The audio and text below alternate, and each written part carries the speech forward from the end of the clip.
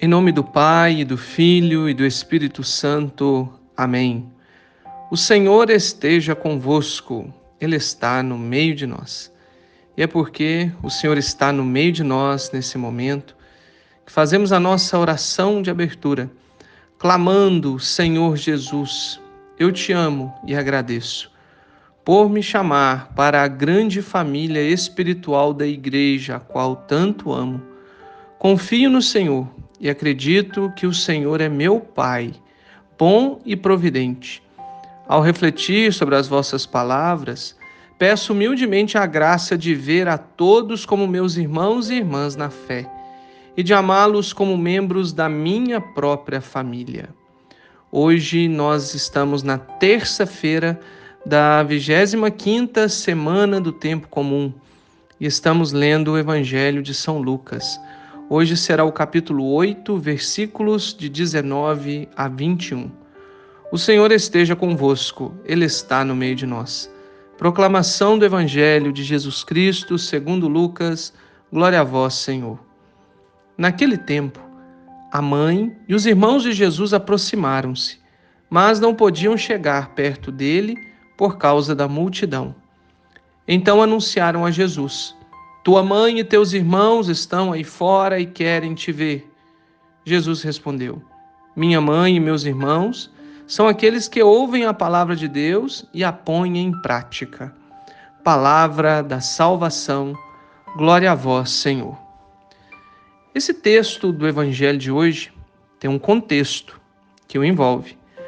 À medida que Jesus se tornou um crítico das autoridades religiosas judaicas, os primos de Jesus, trazendo com eles a mãe de Jesus, Nossa Senhora, vieram com o intuito de levar Jesus de volta a Nazaré, mesmo que fosse à força. Talvez porque temiam que ele e também eles, os discípulos próprios, fossem presos e condenados à morte. A declaração clara de Jesus, que é Filho de Deus, mostra que o episódio de hoje no Evangelho sugere que Jesus ignorou o pedido da sua mãe e dos parentes próximos, que viajaram uma longa distância, mais ou menos 30 quilômetros, provavelmente a pé, para falar com Jesus.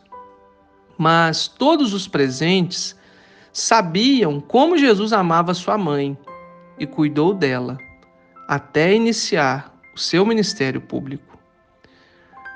Jesus dá uma resposta clara: Minha mãe e meus irmãos são aqueles que ouvem a palavra de Deus e a praticam. Foi de fato um elogio a Nossa Senhora, que sempre ouviu a palavra de Deus e a obedeceu. Então Jesus estava ali colocando Nossa Senhora dentro da grande família que é a Igreja. Não há nada de desmerecimento da figura de Maria. Pelo contrário, Nossa Senhora é colocada como uma autêntica e verdadeira discípula que cumpria fielmente a vontade do seu Filho Jesus.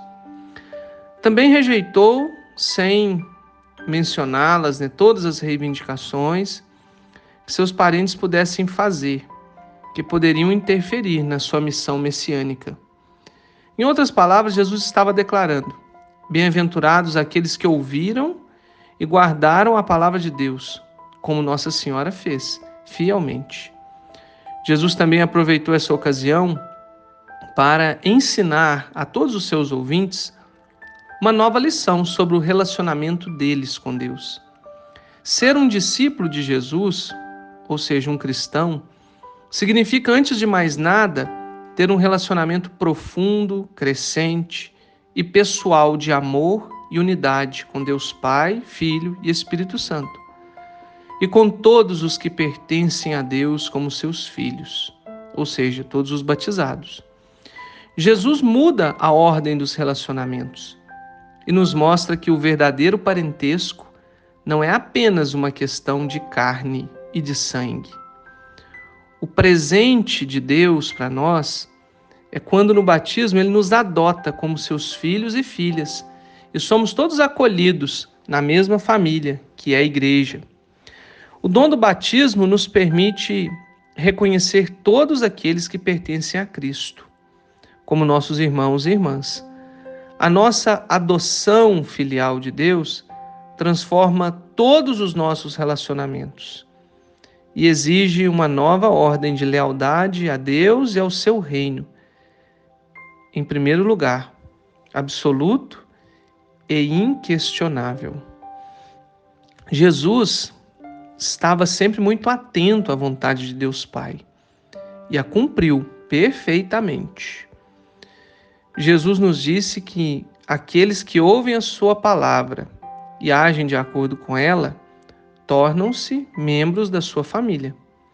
Nós somos tão importantes para Jesus quanto a sua própria mãe, sua carne e sangue. Na verdade, ele nos ama tanto que morreu voluntariamente para nos salvar dos nossos pecados.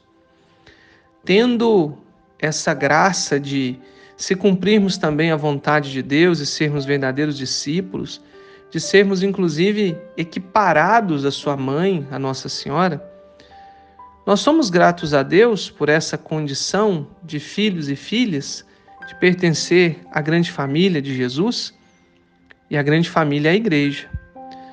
Numa audiência do Papa em Roma, quem já teve a oportunidade de ir, numa Jornada Mundial da Juventude, num evento que reunisse muita gente da Igreja, onde Aparecida do Norte, por exemplo, onde os participantes muitas vezes experimentam a vibração, a grandeza, a diversidade que é a Igreja.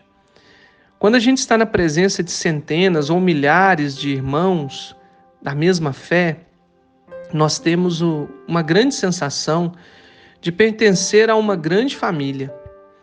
É pacífico aquele encontro, é até energizante e fortalecedor, e ajuda-nos a lembrar que quando estamos fracos, somos apoiados espiritualmente por muitas outras pessoas. Quando somos fortes, oferecemos apoio a muitos outros.